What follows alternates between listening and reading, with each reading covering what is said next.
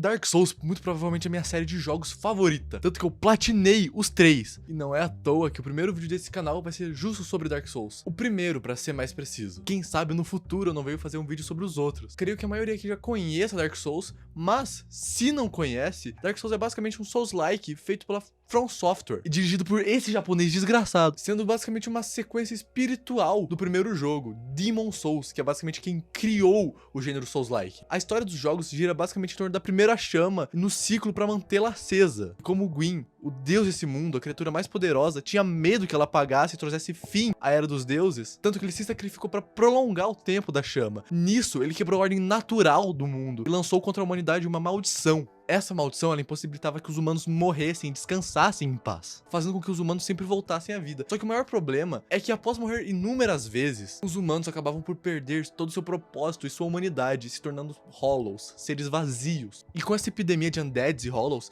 undead é basicamente um ser humano que já morreu algumas vezes, mas não chegou ao ponto de se tornar um hollow. Com essa epidemia, muitos lugares foram construídos com o intuito de isolar os seres humanos. Um deles é o Undead Asylum, que é justamente onde o jogo começa. Bom, eu sei que acabei de falar que o jogo ele começa no Undead Asylum, mas na verdade ele começa no menu, que é essa maravilha que vocês estão vendo. De todos os jogos da From, esse é o que tem a pior personalização. Bem, de todos que eu joguei, claro. Esse menu ele é bem autoexplicativo, tem seu nome, seu sexo, Quero. sua classe, sua dádiva e seu físico. Sua classe é basicamente como você começa o jogo, seus itens iniciais, seus níveis. Isso é muito bom se você já sabe qual build vai querer seguir. Claro, se você quiser começar com uma classe e no meio da gameplay mudar a build, pode sim, não tem nenhum problema.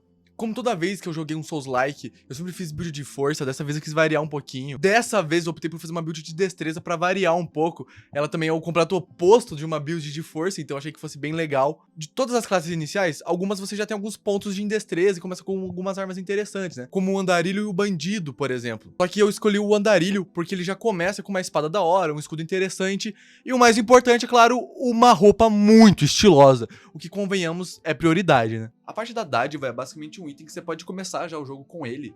E ele tem uma lista até que bem extensa, porém o único que realmente importa é a chave mestre, o resto é facilmente esquecível e inútil. O seu físico é autoexplicativo pra caralho. Você pode escolher entre ser mais magro, mais musculoso, enfim. Também tem a parte do rosto, cabelo e cor, que bom, eu não me aprofundei muito. Porque de todos os jogos da From que eu não joguei o Demon Souls nem Bloodborne, porque eu não tenho um PlayStation, mas de todos que eu joguei, ele é o menos aprofundado. Então eu nem perdi muito tempo customizando meu personagem, fiz ele de qualquer jeito, só taquei um cabelo branco e foda-se e fui jogar.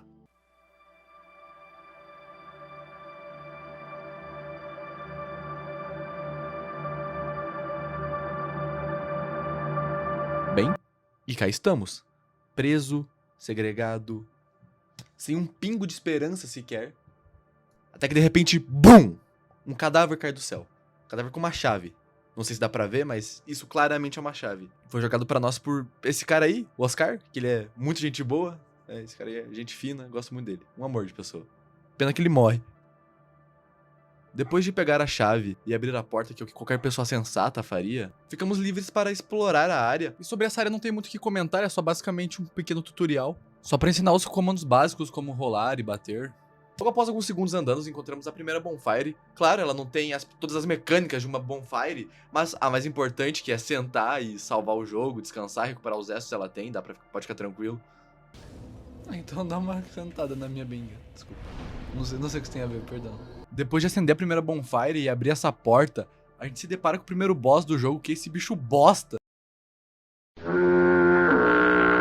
E agora a gente tem a nossa batalha com ele. Só que como vocês podem ver, nossa espada não dá dano. Então a gente não tem nenhuma opção a não ser fugir por essa porta. Na verdade você consegue sim matar ele agora, não tem nada que te impeça. Só que a sua espada ela dá pouquíssimo dano no boss. Existe sim uma estratégia pra você matar ele logo no início, que é você escolher a bomba incendiária ao invés da chave mestra. E você matando esse boss logo agora, você consegue esse porrete dele. Não é uma das melhores armas do jogo, ela não é ruim, mas ela também não é muito boa, ela é bem esquecível. E existe sim outras formas de você conseguir essa arma depois. Então só basicamente não compensa muito você matar ele agora. Logo após fugirmos do boss, a gente encontra uma bonfire. E logo depois dela a gente já encontra os nossos itens iniciais. Logo à frente então encontramos o Oscar. Aquele NPC que salvou a gente antes, ele faz um breve monólogo sobre uma história na família dele, de um undead escolhido, que vai reacender a primeira chama. Entrega então para nós o Estus, que é o item mais importante do jogo.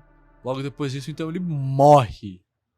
Andando mais um pouco, finalmente chegamos na parte de cima do asilo. Aqui tem alguns inimigos. Depois de matar eles, a gente finalmente atravessa essa fog wall. Se depara com aquele mesmo demônio gordo de antes. E como estamos acima dele, a gente pode dar um ataque em queda, que dá um dano muito interessante. Essa luta é bem tranquila, nem chega a ser um desafio, visto que ele não tem padrões de ataques difíceis. Os ataques dele se baseiam em um ataque em área, no qual ele sobe e cai, uma porretada bem tranquilo de desviar. E ele já é solado, muito ruim. Depois de matar ele, a gente consegue a chave pra sair do Undead Asylum. E a gente vai até o pico dessa montanha. E até que, BUM! A gente é levado pra esse corpo foda até a área mais importante do jogo, Firelink Shrine. Firelink é primordialmente a área mais importante do jogo, onde várias partes do mapa se entrelaçam nela, fazendo que eventualmente, durante a aventura, a gente chegue nela sem nem perceber. Ela também é o ponto de encontro da maioria dos NPCs, onde eles vão ficar a maior parte do tempo. Seguindo reto em Firelink, a gente chega nesse cemitério com esses esqueletos, que são um inimigo bem comum, certo? Na verdade não, na verdade esses esqueletos eles são muito mais fortes que você e não era nem pra você estar aqui agora. Essa é uma área que só vai lá pro final do jogo. E sim, eu sei que são só esqueletos, mas lembre-se, isso aqui é Dark Souls. Um esqueleto aqui vale por 7 em qualquer outro jogo. Então se não é pra frente, você logicamente vai tentar ir pra trás. Chegando nesse elevador, ele leva a gente pra New Londo Ruins. E adivinha, também é uma área que você não vai agora, você só vai depois da segunda metade do jogo. Aqui tem alguns inimigos em específico que você não consegue nem interagir com eles se você não tiver um item específico. Então se não é pra frente, nem pra trás, pra onde mais que vai ser? Claramente pra esse caminho na direita, escondido, que você claramente não vai ver se for a sua primeira vez jogando. Eu pelo menos não vi, tenho certeza que não sou o único. Subindo então a escadaria pela direita, nós nos deparamos, interrompendo o vídeo aqui no meio, só pra explicar que na verdade eu não fiz o caminho que seria o entre parênteses correto. Na verdade eu fiz o completo oposto, porque eu queria a foice, uma das melhores armas de destreza nesse jogo. Nós já conseguimos ter acesso a ela agora. Ela fica numa área que seria avançada, só que como o jogo ele não é linear e te dá muita liberdade pra explorar, você já pode ir nessa área agora. Então por favor, acompanhe a jornada que eu fiz pra conseguir a foice. Logo à frente do cemitério, nós chegamos nas catacumbas. Como eu falei agora há pouco, ela é uma área mais mid e late game. Por conta disso, nós não damos dano nos inimigos, eles dão muito dano na gente. Só que o pior é o trajeto até a foice. Que tem um monte desses esqueletos, tem essas estátuas que parecem normais, mas na verdade elas têm espinhos que te dão dano e knockback. Tem essas caveiras que chegam perto de você e explodem. Esses magos que te tacam bola de fogo. Você só consegue abrir algumas passagens depois de você puxar essa alavanca.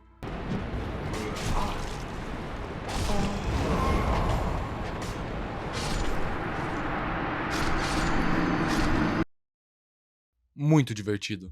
Mas tudo bem, porque depois de explorarmos, finalmente achamos uma bonfire. Não. E a gente não pode usar praticamente nenhuma dessas bonfires aqui agora. A gente não tem Lord Vessel e sem ele vai ser muito difícil da gente voltar. Logo depois de um parkour escondida, nós finalmente achamos a foice. E agora com a foice em mãos, podemos finalmente fazer o caminho correto.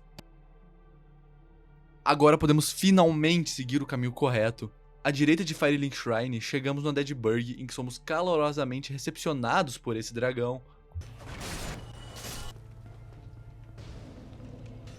Essa área é basicamente onde ficava a burguesia alta classe do mapa. Nós podemos notar isso como a história contada pelo cenário, onde esse local tinham grandes muralhas, barricadas, torres de vigia. A própria área é um pouco mais alta que o resto. Outra coisa que comprova isso é que nessa área tinha um Black Knight, um membro da frota de cavaleiros mais fortes que seguiam diretamente o Gwyn. E pra você matar ele tem uma estratégia, já que ele é muito mais forte que você. Você vai basicamente se jogar nesse canto do mapa e ficar esperando. Eventualmente ele vai atrás de você e vai se jogar e vai morrer. E toda essa proteção que eu comentei se baseia por conta da maldição dos Undeads, que ela se espalhava cada vez mais. Antes de ir pra arena do boss, com a ajuda da chave mestra, podemos ter acesso a essa porta, que normalmente só teríamos acesso lá pra metade do jogo. Descendo essa escadaria, nós encontramos ele, Havel. Matando ele, a gente consegue o anel dele, que diminui a quantidade de carga que a gente carrega. Só que o problema tá justamente no matar ele, porque a gente dá pouquíssimo dano e um hit dele é o suficiente pra gente assinar o contrato com o Vasco. Já que ele é muito mais forte que a gente, tinha uma estratégia bem simples pra matar ele. Vamos ficar andando em círculo em volta dele. Eventualmente ele vai atacar e nessa brecha a gente aproveita pra dar um backstab nele. Só que isso é muito chato e demora muito. Finalmente a gente mata ele e consegue o anel. Agora podemos seguir pra boss fight dessa área. Atravessando a Fog Wall, nos deparamos com essa ponte. Se olharmos pra trás, possui dois inimigos, eles estão armados com bestas, claramente preparados pra alguma coisa, o que não é a gente. Pra a luta não ficar tão difícil, a gente mata eles agora. Seguindo reto na ponte, nos deparamos com Taurus Demon. E se você prestou atenção em tudo até aqui, você se lembra daquela escada ali atrás, lembra que podemos dar um ataque em queda. Pelo amor de Deus, você não é tão burro. Corre pra trás, sobe a escada, cai e bate. Nisso você dá um dano generoso. Agora tem 3 formas de lutar contra ele. Você pode lutar contra ele na ponte mesmo. Você pode subir a escada, cair e dar um outro ataque em queda. Ou você pode subir a escada e esperar ele que eventualmente ele sobe. Ou a quarta opção, que é quando ele opta pelo suicídio. Independente de como for, ele é solado. Logo à frente nós encontramos o Solaire, um dos NPCs mais amados da franquia. Ele possui uma grande simpatia e um certo carisma. Ele nos conta que está atrás do seu próprio sol, o que chega a ser meio filosófico de certa forma. Porque no meio de toda essa melancolia, essa tragédia nesse mundo que está colapsando, ele ainda procura positividade nas coisas. Ele então nos dá uma pedra de invocação e dá uma breve explicação de como funciona o modo online do jogo. Seguindo em frente por essa ponte, encontramos o mesmo dragão do início, menos amigável dessa vez. Descendo à direita, nos deparamos com essa escada, que ao chutá-la, tada! Mapa conectado, o que nos faz ter um acesso mais fácil à bonfire do início. Agora só precisamos chegar do outro lado, porém esse chifrudo desse dragão não deixa. E existem 2 formas de chegar até o outro lado. A primeira é por baixo, passando pelos ratos, ou nós podemos ficar parados esperando o dragão descer e correr até o outro lado. Seguindo à direita do outro lado da ponte, nos deparamos com alguns inimigos, e um deles é esse porco bosta. Ele é chato pra cacete de matar, só que tem uma estratégia. Aqui em cima tem esse item que muda o agro dos bichos pra qualquer direção que você taca. E aqui tem um fogo, que dá dano. Assim, pelo amor de Deus, né? Se tu não percebeu o que é pra fazer. E não é pra você fumar essa pedra. Depois de explorar e matar alguns inimigos, a gente começa a ver esse barulho.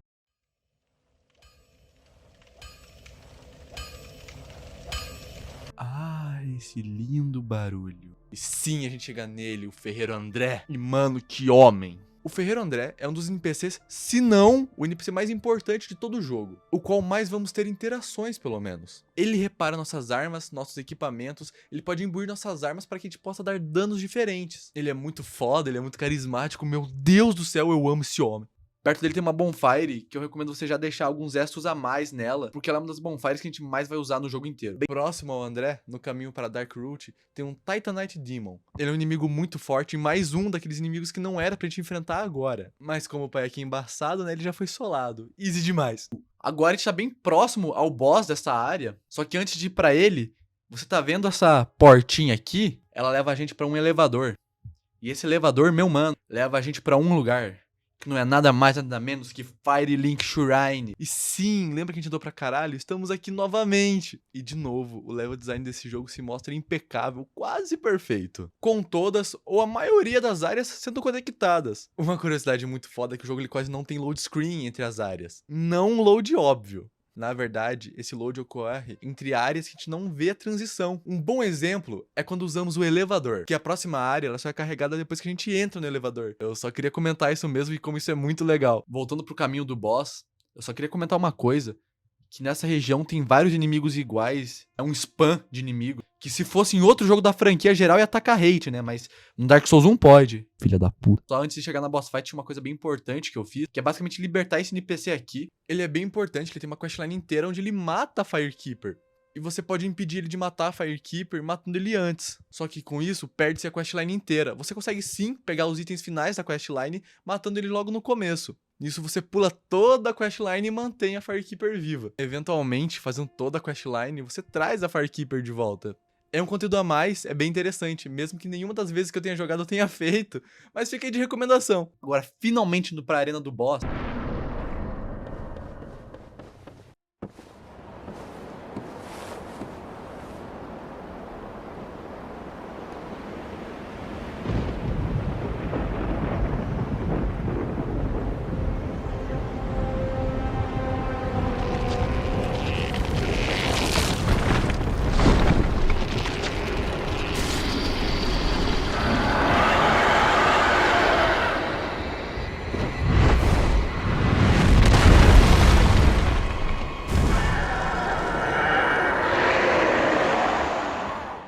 É basicamente uma gárgula, ela não tem um moveset difícil, até que é bem de boa na verdade. Só que tem uma parada, quando ela chega com metade da vida mais ou menos, chega outra gárgula, e ela fica cuspindo fogo. E isso é uma parada muito foda, que as boss fights em duplas. Nos jogos da From tem muitas boss fights em duplas, mas vou dar ênfase apenas no Dark Souls 1, que é o que eu tô fazendo o vídeo. O jogo faz isso muito bem, porque enquanto uma gárgula fica controlando o terreno sem deixar você se movimentar direito, limitando o seu espaço, a outra ela é bem mais agressiva e fica te batendo o tempo todo. Uma parada muito da hora também que eu queria comentar é que no Dark Souls 1 ele tem uma mecânica de você cortar o rabo dos bosses pra conseguir uma arma. Essa mecânica se perdeu nos outros jogos da franquia e eu não sei porquê, ela é bem legal até. O problema é só pra platinar o jogo, porque é chato pra cacete, tem muitos bosses que só não deixam você cortar o rabo deles, é impossível. Mas ainda assim é legal você ter alguma interação com o boss, sem ser só dando dano e desviando, e ainda recebendo uma recompensa por isso. Então beleza, depois de matar o boss, ou melhor, os bosses, o que não é difícil, a gente finalmente pode tocar o sino, o primeiro dos sinos. E são 2 sinos na verdade, o de cima e o de baixo. Eles são chamados de sinos do despertar, e é dito nas histórias que alguma coisa muito grande vai acontecer depois que eles forem tocados. Como já foi tocado o sino de cima, agora só falta a gente tocar o de baixo e descobrir o que vai acontecer. Na verdade eu já sei, eu já zerei esse jogo algumas vezes, mas vamos fingir que eu não sei. Depois de tocar o sino, agora a gente vai pro próximo boss, que ele ainda é no Undead Burg, só que é na parte de baixo. Então é um Undead Burg não tão Burg. Nessa região tem um NPC escondido, ele é um mago, então ele vai ser muito bom se você tem mau gosto. Alguns dos inimigos dessa área, eles ficam escondidos nessas portas, que elas se abrem depois que você passa por elas. Mas se você bater nelas, enquanto as portas ainda estão fechadas, você consegue matar esses inimigos. Depois que as portas abrirem, não vai ter inimigos pra você matar, porque você já matou quase todos. Essa área ela é bem curta, na verdade. A gente finalmente chega no boss. Uma parada muito da hora é que quando o Miyazaki ele tava fazendo Dark Souls, ele implementou muitas informações da sua própria vida pessoal. Esse boss, por exemplo, é uma clara referência a quando ele foi traído pela sua mulher. Porque tu tem que ser muito corno pra colocar um boss numa área minúscula com 2 cachorros te trancando em stagger. Tanto que o boss aqui não é nem o Capra Demon, são os 2 cachorros que te atrapalham a boss fight inteira. Depois que você mata os cachorros, a boss fight vira outra. É muito fácil matar o Capra Demon, tem movimentos muito simples. E vocês lembram do Taurus Demon de agora há pouco? Eles são basicamente a mesma classe de inimigos, eles são demônios. Só que essa não é a área deles, eles são de outra área. E como se os cachorros ele não é nada, Soled. Eu só queria fazer um comentário que eu reparei enquanto eu editava o vídeo. Esse boss ele é tão porco e feito de forma preguiçosa, que até a trilha sonora dele é uma música reutilizada de outro boss. Descendo essas escadas à direita da arena e seguindo reto, a gente encontra essa torre. Subindo ela, a gente se depara com essa velha mercante. E abrindo essa porta, temos mais um Fast Travel até Firelink. E com a chave que conseguimos do Capra Demon, podemos abrir essa porta, que nos leva aos Depths. Resumidamente, essa área é o esgoto, onde eram jogados dejetos que vinham do burgo. E facilmente a área que eu mais odeio do jogo inteiro. Logo na entrada tem esse spam de hollows, tem esses cachorros que já foi decretado ser o pior inimigo de toda a franquia. E tem essa açougueira. Sim, açougueira. São inimigas mulheres. Uma curiosidade bem legal. Dentro dessa sala cheia de barris, tem um NPC preso, um piromante. Quando você quebra o barril que ele tá preso, ele te agradece e vai pra Firelink. Só cuidado, porque você tem que quebrar o barril rolando. Se você bater nele, você acerta o NPC. Aí já sabe, né? E ele é um ótimo NPC se você tá fazendo uma build de piromancia. Logo mais, chegamos na pior parte do jogo inteiro. Facilmente a que eu mais detesto. Como é facilmente a área que eu mais odeio do jogo inteiro, eu fiz questão de não ficar muito tempo dentro dela, e eu só vou dar uma leve pincelada aqui. Um dos principais motivos de eu odiar essa área é que ela é muito labirintesca e eu me perco muito fácil. Já entre os inimigos dessa área tem ratos, muitos ratos que procam envenenamento na gente. E esses demônios zoiudos, eles são chamados de basiliscos. Eles são basicamente o maior motivo do meu estresse pós-traumático desse lugar, porque eles não atacam de uma forma convencional. Não. Ao invés disso, eles estão com essa fumaça que causa maldição. E se essa maldição procar, aí já era. Você volta com a metade da sua vida e precisa gastar 10 mil almas com aquela velha comprando uma pedra que tira essa maldição. A única curiosidade legal dessa porra desse bicho é que o olho dele não é esse grande. Na verdade, são essas 2 bolinhas aqui embaixo. E isso serve pra enganar predadores. Agora eu sei que você nunca mais vai conseguir desver isso. De nada. Chegando ao boss da área, o Gaping Dragon, ele é esse dragão cheio de dentes que já foi um dragão eterno no passado. Só que por conta do abismo, ele foi deformado e foi criada essa deformidade na sua barriga cheia de dentes, que é um retrato da sua gula insaciável. A boss fight dele é meio chata, não difícil, mas sim chata. Quase todos os ataques dele são em área. Ele também tem um ataque que ele dá uma leve voada e cai, e algumas avançadas pra frente. A estratégia que eu normalmente utilizo é ficar andando em círculos em volta dele pra conseguir atacar. Nada realmente complicado. E com a derrota dele, conseguimos as chaves para Blyde Town. E com a chave, abrimos esse portão para ter acesso a Blyde Town. Mas antes, lembra daquele NPC preso que eu comentei mais cedo? Voltando para Firelink, encontramos ele. E se estão bem lembrados, ele mata a Firekeeper. E para evitar que isso ocorra, podemos matar ele aqui e agora, só empurrando ele. Com isso, conseguimos seu anel, um dos, se não o melhor anel do jogo. Ele aumenta um pouco da nossa vida, estamina e peso carregado. Mas lembre-se, se você remover o anel, ele se quebra e não pode mais ser usado. Blyde Town. Assim como a área anterior, ela é basicamente uma área esquecida e miserável, retratando novamente a segregação dos Undeads. Provavelmente a área mais odiada de toda a comunidade. Eu particularmente não acho ela tão ruim assim. Claro que tem mais defeitos do que qualidade, mas se comparar com aquele monte de excremento que acabamos de sair, até que é bem tranquilo. Porém, entre as partes ruins, o que não são poucas, temos logo na entrada esses inimigos gordos que te envenenam e te tacam fezes. E essas porra desses bichos que eu realmente não sei o que são. O maior problema deles é o ataque que ele pula e gruda na nossa cabeça. E tem cachorro. De novo. E... essa... lagarta? O que é muito reclamado dessa área é seu level design, em que você basicamente só anda por plataformas de madeira, sendo uma área majoritariamente vertical, e algumas vezes com algumas passarelas bem estreitas, o que deixa bem fácil de cair, e levemente labirintesca. Uma curiosidade muito interessante é que quanto mais descemos, mais a aparência dos inimigos vão mudando, adotando um visual que remete muito a fogo e calor. Como essas larvas, ou seja lá o que for isso. E também tem esses mosquitos, o que eu nem ia comentar, mas enquanto eu fazia o roteiro, eu percebi que eu demorei muito pra matar eles. Ao descer completamente das plataformas de madeira, a área muda para a porra de um pântano venenoso. E pra quem é mais familiarizado com a franquia, sabe que o filho da puta do Miyazaki adora essa merda. Aqui a gente fica lento e rola bosta.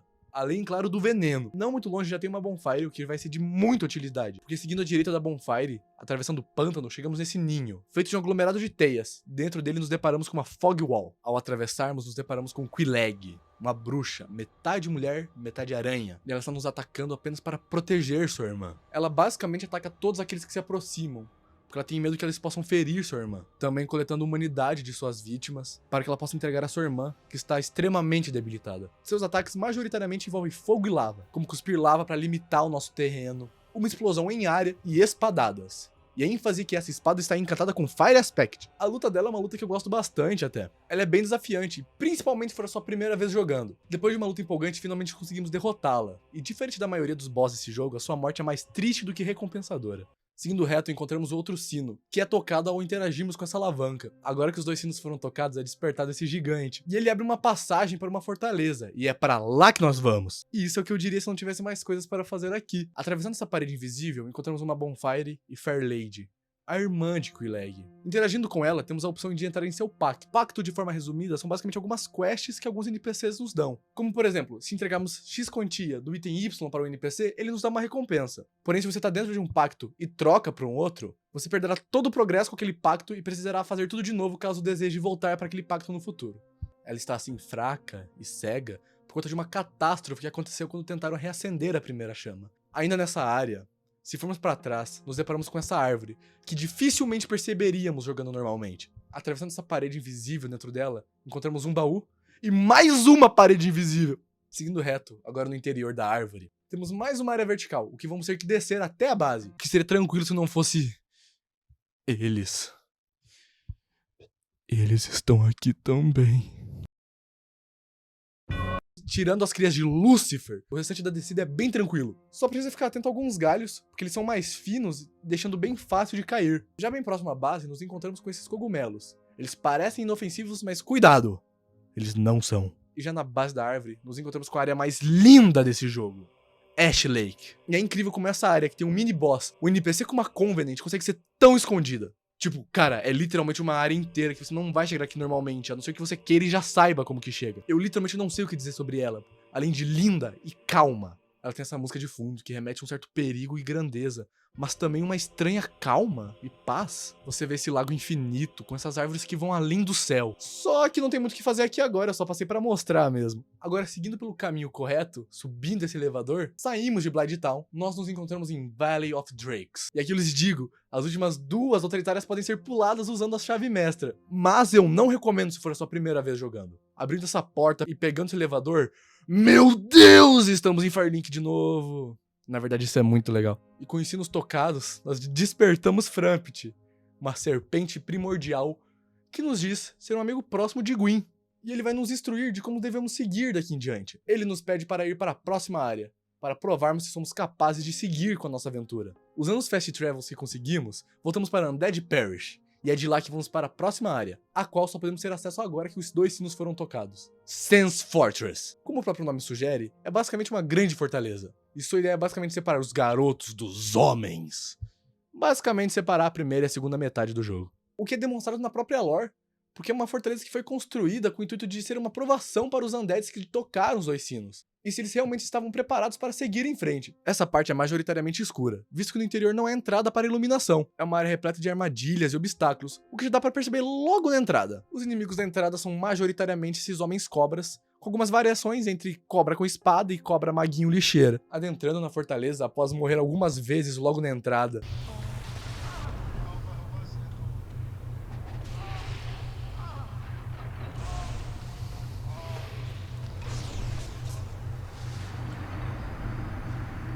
Com essa parede sendo destruída, conseguimos ter acesso a mais um NPC preso, o Big Hat Logan. Ele é ótimo, caso você tenha mau gosto e prefira ser maguinho.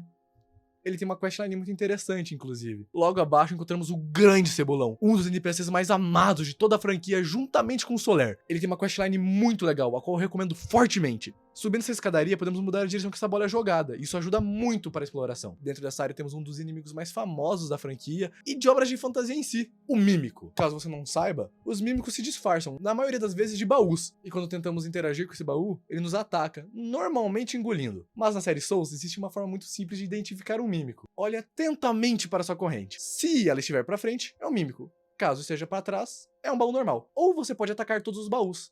Também funciona. Como a exploração da parte interna é basicamente desviar de armadilhas e matar homem-cobra, a gente já chega na parte externa, o que temos que ter um pouco mais de cuidado, porque aqui tem um gigante que fica jogando explosíveis na gente, fazendo o chão pegar fogo. Dentro dessa torre temos esse mercante, o que não seria tão importante se ele não vendesse a Cebolão Armor. Subindo as escadas, já nos deparamos com o Iron Golem, o boss da área. Logo no início ele já nos ataca com uma rajada de vento. A batalha é muito mais uma batalha de resistência, visto que damos pouquíssimo dano nele. Seus ataques se resumem a machadadas e agarrões. Mas cuidado, como a hitbox desse boss é esquisita, pode ser que ele te acerte, mesmo com você claramente desviando. Para derrotar ele, você pode basicamente bater e rolar, ou existe uma leve chance que o boss caia para fora da arena, assim como o Taurus Demon. Ao matá-lo, temos a opção de interagir com essa luz. Ao interagir, somos levados por essas criaturas até Anor Londo, a cidade dos deuses. Porém, vamos ter que pausar a nossa aventura por aqui. Como o vídeo tá dando mais trabalho que o esperado, eu não vou conseguir terminar tudo até a data que eu queria. Então vou ter que dividir o vídeo em mais de uma parte. Por isso, eu vou pedir um feedback. Se puderem deixar um like ou um comentário. Eu realmente espero que tenham gostado do vídeo até aqui. Logo, logo eu posto a segunda parte. Até mais!